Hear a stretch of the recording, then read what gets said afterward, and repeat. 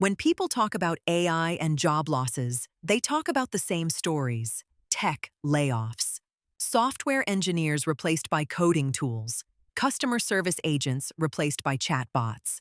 The visible, headline-generating disruptions that show up in news cycles and quarterly earnings calls. But those visible losses, as significant as they are, may be the smallest part of what is actually happening. Because the most consequential job displacement driven by AI is not the kind that makes headlines. It is the kind that happens quietly, across industries that rarely get mentioned in AI coverage, in roles that nobody associates with technological disruption. And it is not being counted.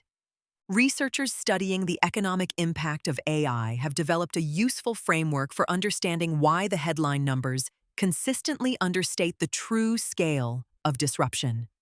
Think of it as an iceberg. Above the waterline, visible, discussed, reported, are the job losses in the technology sector itself. The software engineers, the data analysts, the technical roles that AI tools are directly replacing. These make the news because they happen at companies that are closely watched. They involve workers who are vocal and well-connected, and they fit the narrative that most people already have about where AI disruption is happening. Below the waterline, invisible, uncounted, rarely discussed, is everything else. And everything else is significantly larger.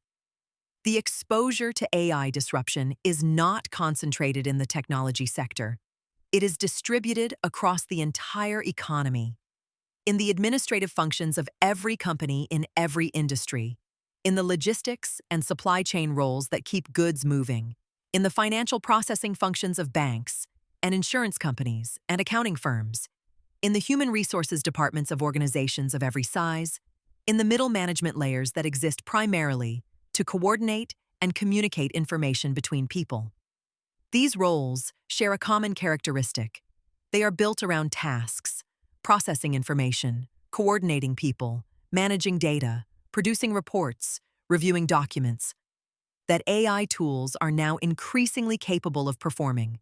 But they sit inside industries that are not tech companies, performed by workers who do not identify as tech workers. And their displacement does not generate the same kind of coverage as a layoff announcement from a Silicon Valley firm.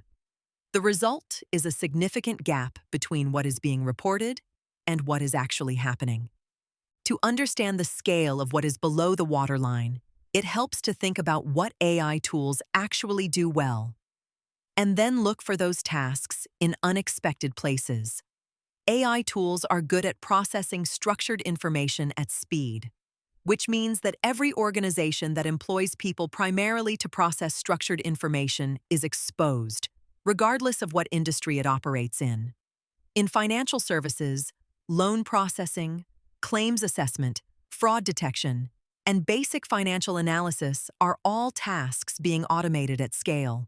The people doing those jobs are not software engineers. They are clerks, analysts, and administrators working in banks, insurance companies, and financial institutions that rarely appear in technology coverage.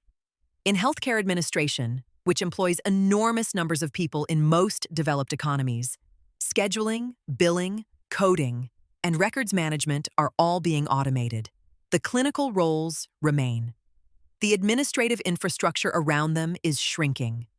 In logistics and supply chain management, route optimization, demand forecasting, and inventory management, tasks that employed significant numbers of middle-level planners and analysts, are being handled by AI systems at a fraction of the previous cost. In legal services, the document review, contract analysis, and basic research that once employed armies of junior lawyers and paralegals is being automated. The senior lawyers remain. The junior infrastructure beneath them is contracting. In every one of these cases, the disruption is real, it is ongoing, and it is not being captured in the headline figures about AI and employment. It is below the waterline, invisible, uncounted.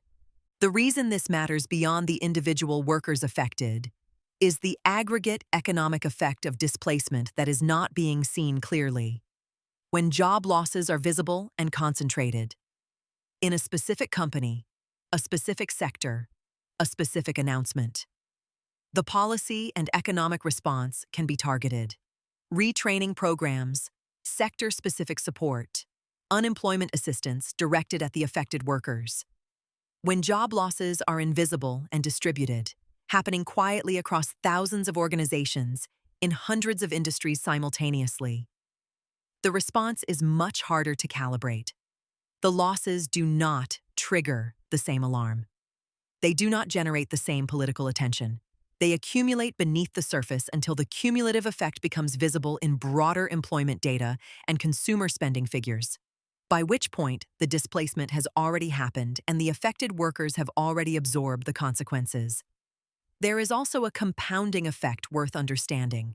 The roles being displaced below the waterline are disproportionately middle-income roles, not the lowest-paid work that has always been economically precarious, and not the highest-paid specialist work that commands significant premiums. They are the stable, reliable, middle-of-the-distribution jobs that have historically formed the backbone of the middle class in developed economies. Their quiet disappearance is not just a labor market story. It is a consumer spending story, a household finances story, and ultimately a story about the economic foundation that sustains the broader economy. The AI job losses that make headlines are real, but they are the tip of the iceberg. The more consequential disruption, in scale, in breadth, and in its long-term economic implications, is happening below the waterline. In the administrative functions, the financial processing roles, the logistics planners, the healthcare administrators, the legal support staff, and the middle management layers of organizations that have nothing to do with technology, but everything to do with tasks that AI can now perform. Not counting these losses does not make them not happen. It just means that the policy responses, the economic adjustments, and the social support systems that should be calibrated to the actual scale of disruption are being calibrated to a number that is significantly smaller than reality. The iceberg is larger than the headline suggests, and most of it is still underwater. At Macro Breakdown, we break down the economic forces shaping the world, clearly and without the noise. If this video gave you something to think about, subscribe, and we will keep covering the stories that matter. Drop any questions in the comments below.